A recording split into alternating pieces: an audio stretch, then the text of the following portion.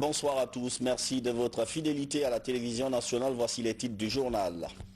C'est parti pour la campagne de Saut Para. La 3e édition a été lancée ce lundi par le ministre d'État, ministre de la Défense nationale. Vous saurez tout à l'heure. Lutte contre les faux produits. Medicrime lance sa campagne pour assainir le marché noir des médicaments. Certains revendeurs de Matoto reçoivent un dernier avertissement. Jeunesse et législative, beaucoup de candidats prennent part à ce type de scrutin pour la première fois. Ce soir, nous allons découvrir ensemble ces nouvelles formations politiques et vous allez le voir, elles ont de l'ambition et une stratégie politique. Voilà pour les titres. Mesdames, Messieurs, bonsoir et bienvenue dans cette édition d'information qu'on ouvre avec ces deux messages départ. Le premier adressé à son Excellence M. Recep Tayyip Erdogan, président de la République de Turquie. Excellence, Monsieur le Président, j'ai été profondément consterné par la triste nouvelle du tremblement de terre survenu dans votre pays ayant causé de nombreuses pertes en vies humaines, des blessés et d'importants dégâts matériels. En ce moment de dure épreuve que traverse le peuple turc, je voudrais, au nom du peuple et du gouvernement guinéen, ainsi qu'à mon nom propre, adresser à vous personnellement, au peuple et au gouvernement turc et singulièrement aux familles éplorées, mes condoléances les plus attristées. En vous réitérant ma profonde compassion, je vous prie d'accepter, Excellence Monsieur le Président, l'assurance renouvelée de ma haute considération. Signé Professeur Alpha Condé, Président de la République, chef de l'État. Le second message départ du Président Alpha Condé est adressé à son Excellence Monsieur Ramnath Kovind, Président de la République de l'Inde. Excellence, à l'occasion de la célébration de la fête nationale de votre pays, j'ai la joie et le grand plaisir d'adresser au peuple, au gouvernement indien et à vous personnellement les vives et chaleureuses félicitations du peuple de Guinée, de son gouvernement ainsi que les miennes propres. Les différentes mutations sociopolitiques et économiques enregistrées ces dernières années dans votre pays sont à magnifier et saluer. Je saisis l'opportunité pour vous témoigner la gratitude du peuple de Guinée pour les efforts louables que la République de l'Inde ne cesse d'apporter pour la consolidation des traditionnelles relations d'amitié et de coopération avec la République de Guinée. C'est le moment de vous rassurer de ma volonté d'œuvrer de concert avec vous pour le renforcement et la diversification de ces relations. Je vous souhaite mes vœux ardents de santé et de pleine réussite dans l'exercice de vos hautes et délicates fonctions d'État. Veuillez agréer, Excellence Monsieur le Président, l'assurance renouvelée de ma haute considération. Conakry le 27 janvier 2020, Professeur Alpha Condé, Président de la République, chef de l'État. Nous sommes donc dans cette édition d'information pour parler d'abord de cet ouvrage de plus de 370 mètres qui surplombe désormais le fleuve Kankouré. Il s'agit tout simplement du pont le plus long du peuple du pays. L'infrastructure a été inaugurée samedi par le président Alpha Condé. Ibrahima Keita.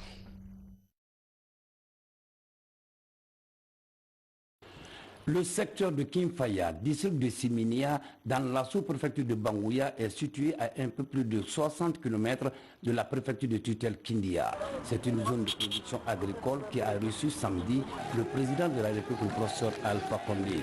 Le chef de l'État est venu inaugurer ce pont de plus de 373 mètres avec 8,5 mètres de largeur pour 2 voies circulables sur le fleuve Kankouré.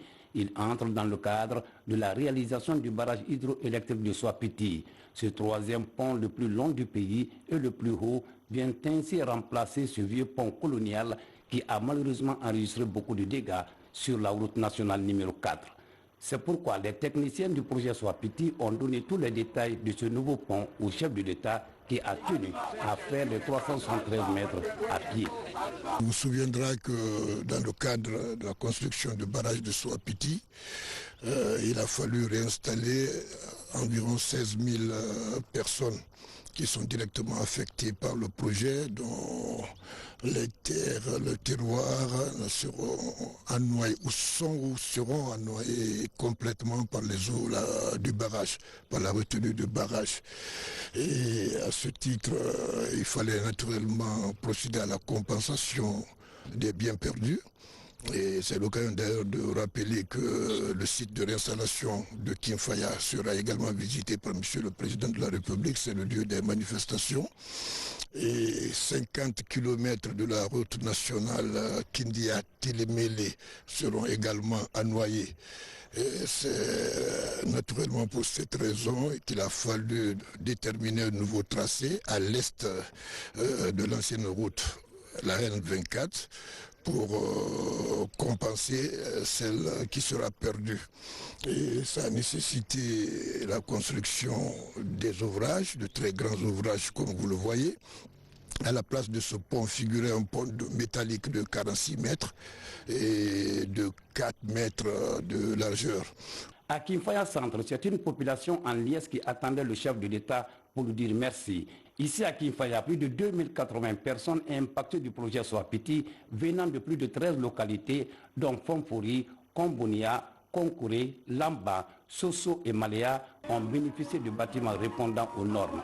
Ces personnes déplacées ont été recasées dans 341 bâtiments construits par le projet Soapiti sur recommandation du chef de l'État. En plus de ces bâtiments, une école primaire de 6 classes, un collège de 4 classes, les deux avec bureau et latrine, un poste de santé, 7 forages et 2 mosquées.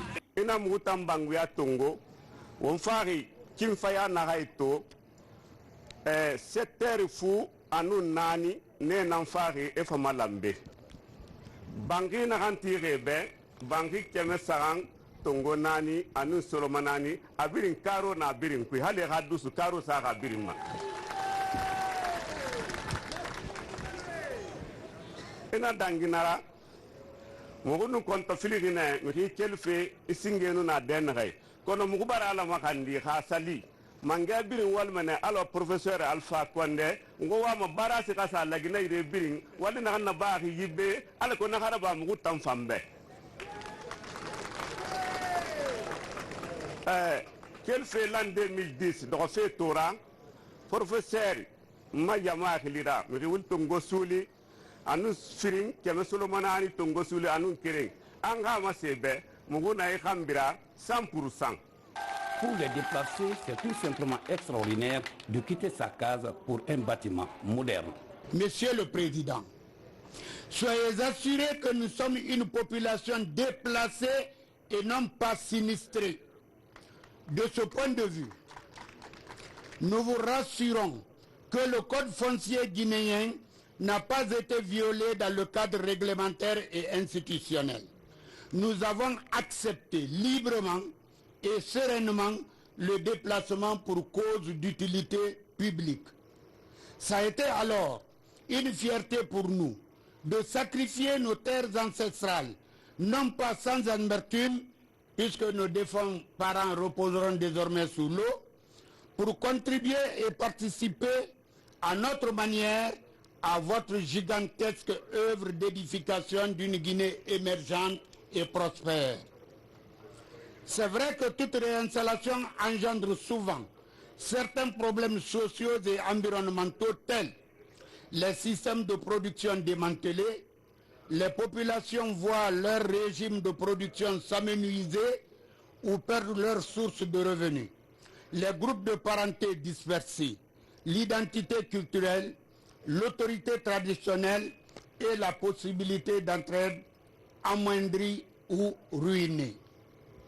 Face à ces problèmes, nous notons avec satisfaction les actions du projet Soapiti, résumées en 3 rubriques. I, le déplacement, c'est-à-dire réinstallation et indemnisation. 2, création d'infrastructures communautaires de base. Et 3, création d'activités génératrices de revenus. Même avis chez Maman Sassila qui, au nom des femmes bénéficiaires de cette cité, a sollicité l'augmentation des capacités d'approvisionnement en eau potable et l'obtention d'intrants agricoles. En réponse, le chef de l'État a rassuré les populations d'accueil et les populations déplacées de la volonté du gouvernement de faire plus.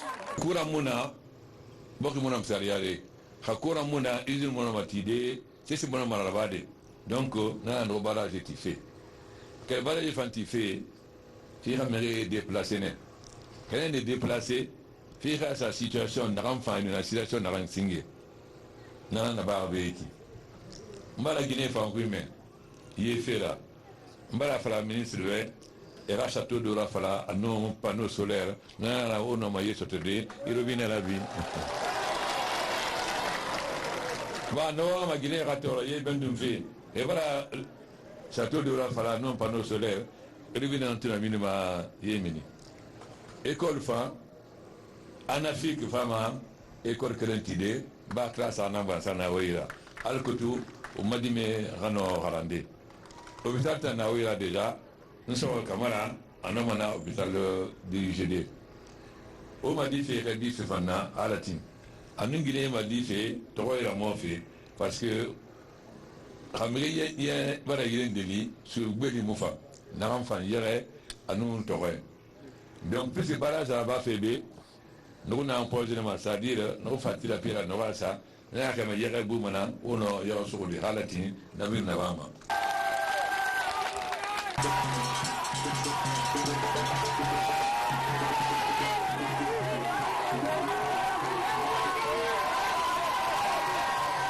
Avant de quitter, le chef de l'État a eu droit à son bain de poule habituel, une manière pour cette population de lui dire encore merci et qu'elle l'attende pour l'inauguration.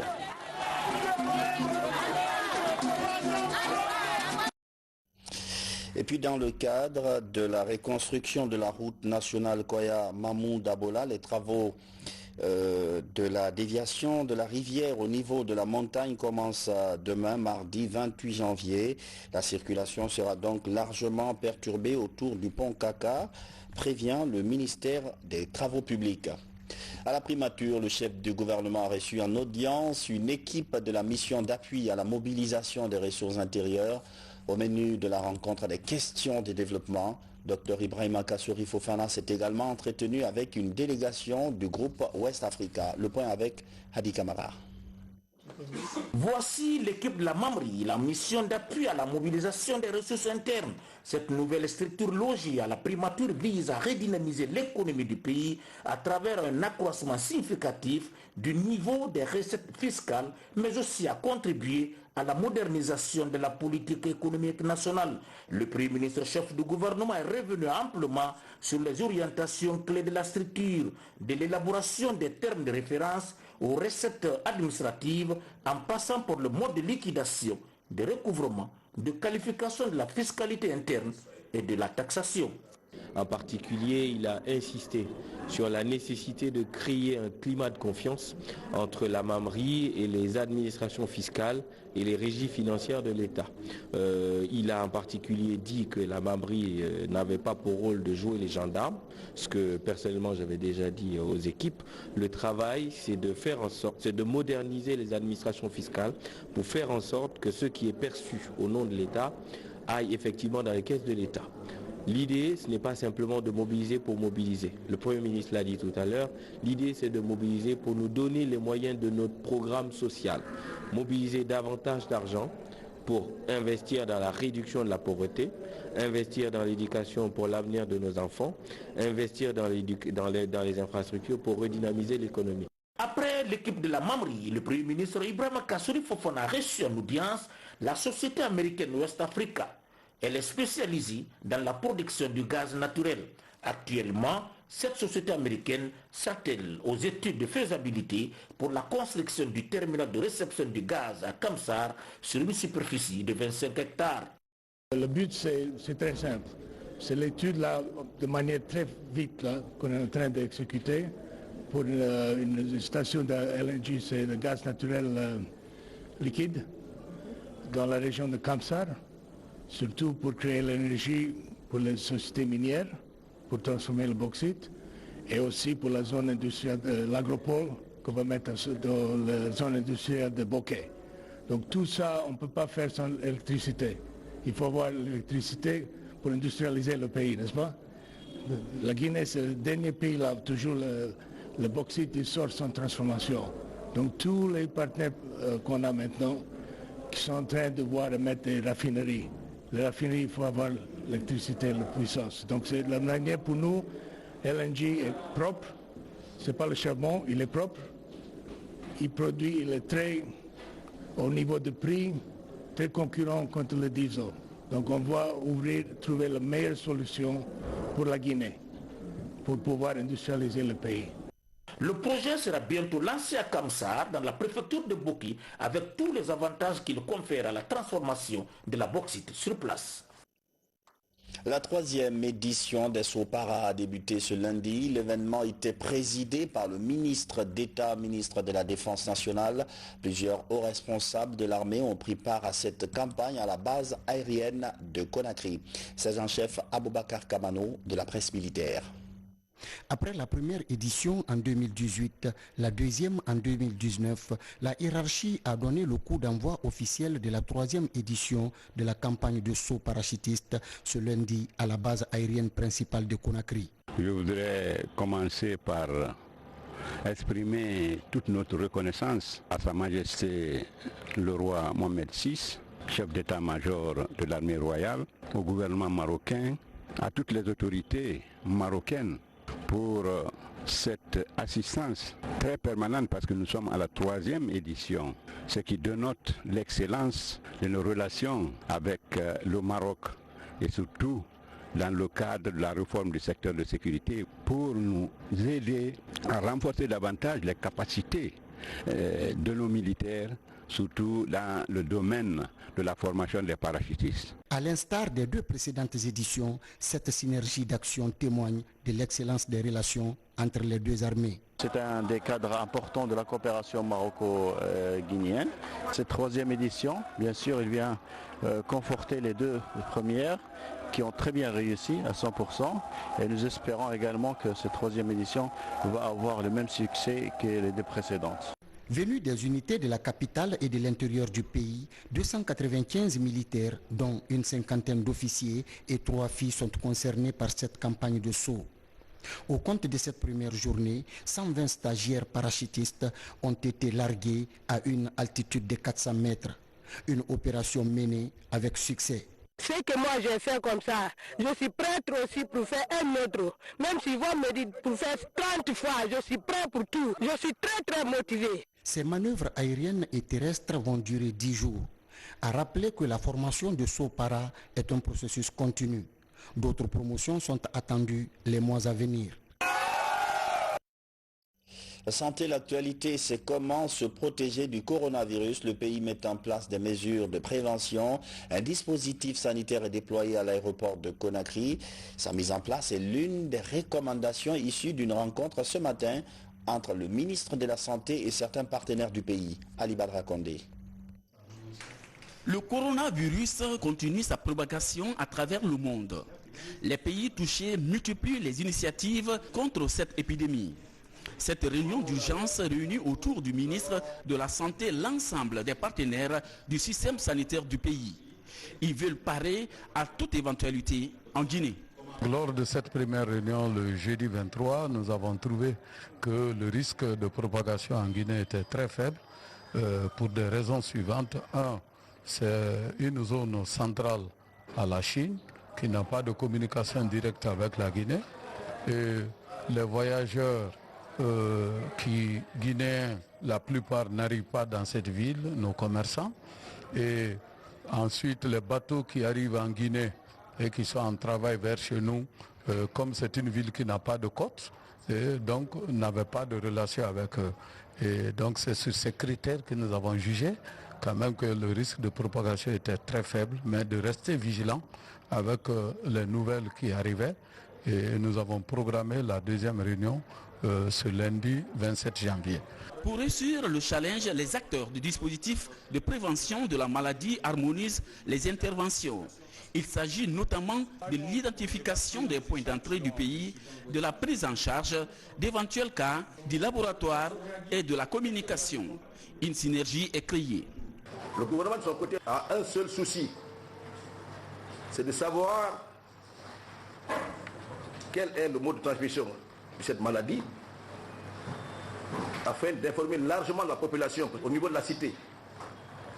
Ensuite, quel est le dispositif de surveillance qui est mis en place aux différents points d'entrée, que ce soit au niveau de l'aéroport et du port. L'aéroport international de Conakry-Bessia réactive son dispositif d'alerte sanitaire. Ces passagers en provenance de la Côte d'Ivoire sont les premiers soumis au contrôle sanitaire. 2 caméras thermiques sont installées pour détecter les passagers. Les températures élevées à plus de 38 degrés, accompagnées de fièvre ou encore de toux, sont des signes suspects. S'il y a une élévation de la température, déjà l'alarme est là. À 38, l'alarme est déclenchée. Là maintenant, on détecte le passager. On a une salle d'isolement là-bas, on l'amène. Maintenant, avec nos thermoflages, on peut faire la confirmation. Au total, ce sont 2 dispositifs sanitaires d'alerte et de surveillance qui sont installés par la Direction générale de l'aéroport international de Conakry-Bessia. À compter d'aujourd'hui, tous les passagers à l'arrivée seront contrôlés, tous les passagers au départ seront contrôlés. Ceci pour nous permettre de prévenir cette maladie qui fait peur à tout le monde. Depuis le passage de la maladie Ebola, la Guinée s'est outillée à répondre efficacement à toute forme d'épidémie. En 2019, le dispositif a permis d'éviter le virus à la fièvre Lassa observé dans un pays voisin. Contre le coronavirus, le mécanisme est réanimé et relevé. Lutte contre les faux médicaments, la brigade Medicrime lance une vaste campagne. Plusieurs revendeurs clandestins de la commune de Matoto reçoivent un dernier avertissement. La campagne est lancée à la suite d'un accord signé entre le syndicat des pharmaciens et le ministère de la Santé. Hadia Toubari. C'est la première descente de terrain de la brigade Medicrime. Le marché illicite de vente des produits pharmaceutiques est ciblé. Dans les différents kiosques et boutiques remplis de médicaments de tout genre, le principal constat est l'absence des conditions de conservation des produits. À Matoto, les tenanciers de boutiques sont pour la plupart des non-professionnels et n'ont aucun document d'autorisation de vente. Gestionnaire de profession, mais on les vend des produits pharmaceutiques et des produits cosmétiques. C'est que l'agrément de faire santé normalement qui doit les vendre ces produits. Cette sortie de la brigade de répression Medicrime porte sur la sensibilisation des vendeurs illégaux des médicaments.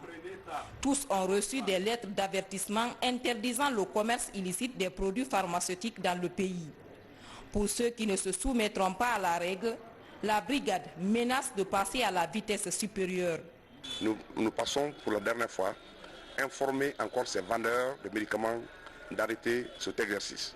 Lorsque la forme active va commencer, je crois que nous allons ramasser les contenus de ces boutiques, les médicaments, parce que nous sommes accompagnés d'un huissier de justice, où nous allons incinérer ces produits qui sont tenus, c'est-à-dire dans les mains non expertes. La commune de Matoto est la première étape de la campagne de sensibilisation et de mise en garde contre la vente illicite des médicaments.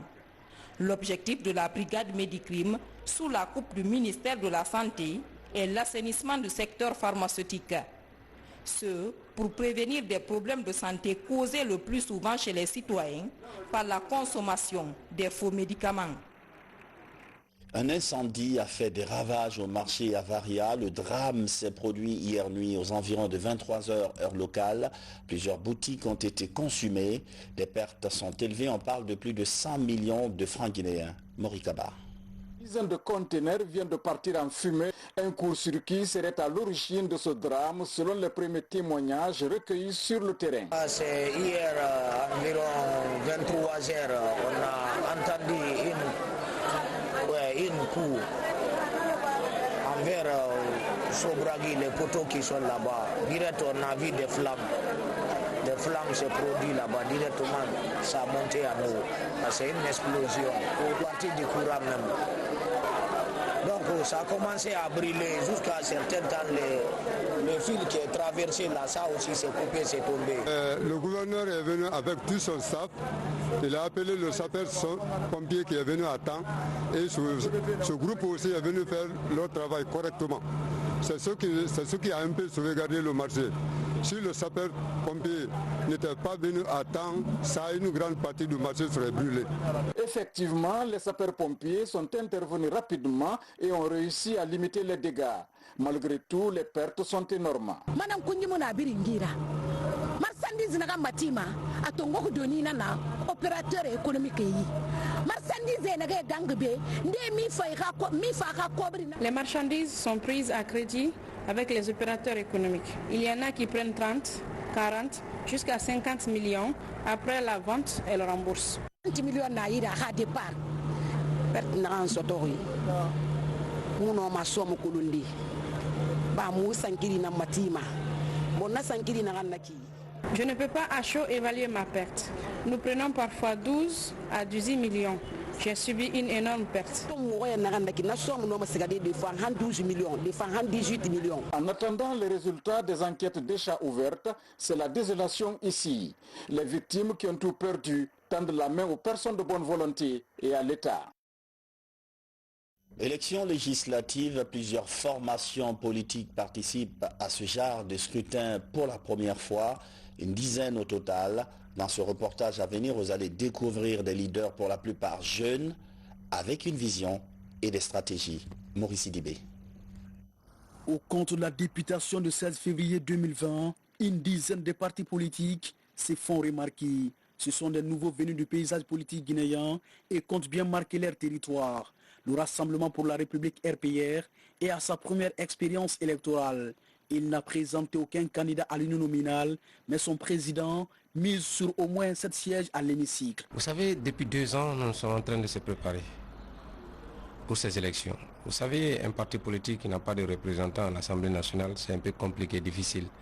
Vous avez vu quand on a demandé que la CENI sera renouvelée, et les partis qui ont des députés déjà, ce sont eux qui ont envoyé des commissaires. Donc il est important de participer à une élection nationale, qui est de l'élection législative, et d'avoir aussi des représentants du peuple à l'hémicycle. Le Parti démocrate conservateur, PDC, est aussi à sa première campagne. Il présente 2 candidats uninominaux, un départ mesuré pour une longue course projetée. La motivation politique, c'est qu'on veut être utile à la nation. C'est ça le plus important. Le PDC veut rendre le pouvoir réel à son propriétaire qui est le peuple. On veut la majorité. Les 114, si possible, mais quand même, nous on veut un groupe parlementaire à l'Assemblée. Et qui parle de groupe parlementaire, c'est au minimum d'abord 10 députés. Le mouvement populaire démocratique de Guinée, MPDG, est aussi naissant. Mais le porteur de son étendard est connu de la scène médiatique. Le parti de l'ancien ministre Siaka Bari a 13 candidats uninominaux. Une semaine après le lancement de la campagne, ce parti croit en ses chances de victoire. Nous avons un moral d'acier. C'est vrai que nous sommes un parti jeune, relativement très jeune dans l'arène politique, mais cela n'occulte pas le fait que nous ayons beaucoup de volonté, que nous ayons beaucoup d'ambition. Ambition au-delà même de notre projection personnelle, mais ambition pour notre nation, ambition pour notre patrie. Et donc le mouvement populaire démocratique de Guinée, en tant que formation politique appelée à compétir avec les autres formations le 16 février, entend se faire respecter et entend aussi imposer les valeurs qui lui sont propres. Ces nouveaux acteurs politiques ont tous choisi les législatives pour marquer leur entrée politique. Ils misent sur l'électorat jeune pour renouveler la classe politique. Pour eux, le rendez-vous du 16 février est crucial. À Genève, la Guinée a présenté son rapport d'examen périodique universel. Le document est adopté, mais 213 recommandations ont été faites et le pays a 5 mois, soit jusqu'en juin, pour y apporter des réponses. Explication, Makale Souma.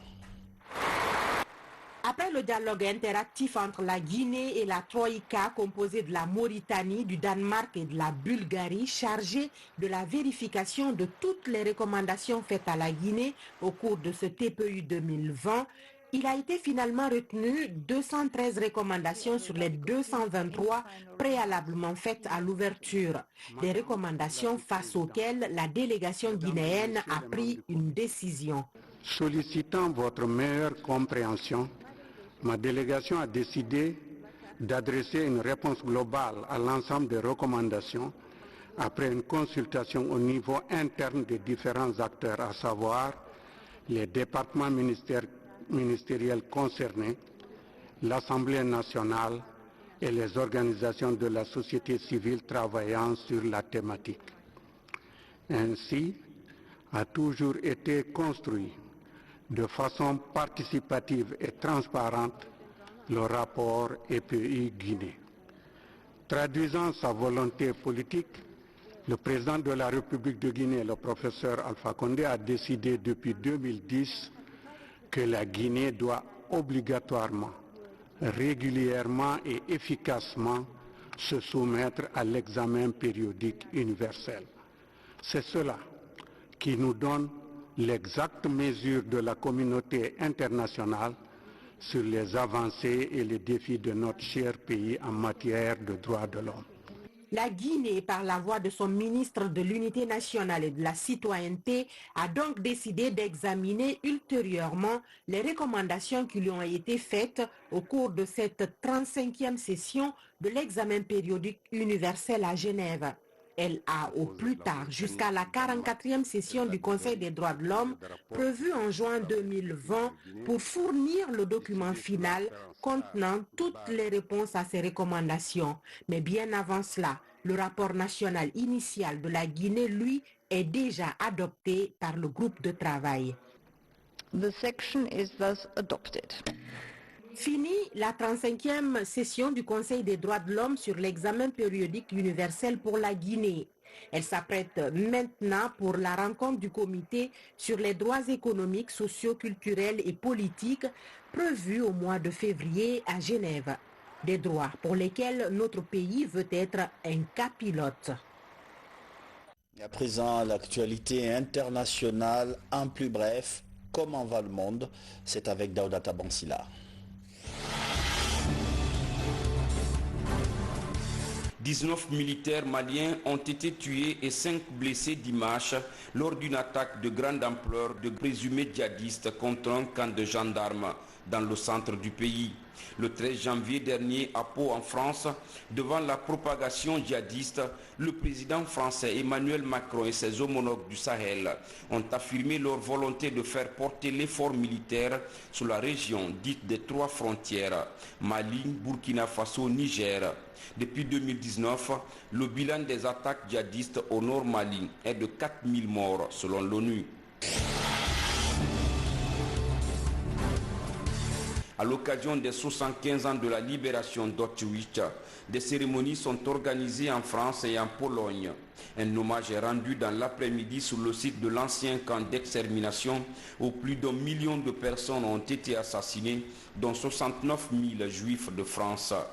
Le 27 janvier 1945, le camp d'extermination était libéré par des soldats de l'armée rouge. Ils n'y découvrent que 7000 survivants. Le Premier ministre chinois est en visite lundi à Wuhan, épicentre de l'épidémie de coronavirus qui a déjà contaminé 2700 personnes et provoqué la mort de 80 individus selon un dernier bilan. Les autorités ont décrété 3 jours fériés supplémentaires pour tenter de réduire les risques de contagion. Tony Parker, Pau Gasol, mais aussi Zinedine Zidane ou encore Neymar. De nombreux sportifs de tous horizons ont rendu hommage à la célèbre star du basket, Kobe Bryant, décédé dimanche dans un accident d'hélicoptère. Donald Trump et Barack Obama ont également réagi. Kobe Bryant, âgé de 41 ans, avait notamment évolué pendant 20 ans au sein des Los Angeles Lakers. Quintuple champion NBA, il est l'un des 7 joueurs à avoir inscrit plus de 30 000 points en carrière et est considéré comme l'un des meilleurs joueurs de tous les temps. Paix à l'âme du basketteur Kobe. C'est la fin de cette édition d'information. Merci de votre fidélité à la télévision nationale. Je vous retrouve demain pour d'autres informations. Bonsoir.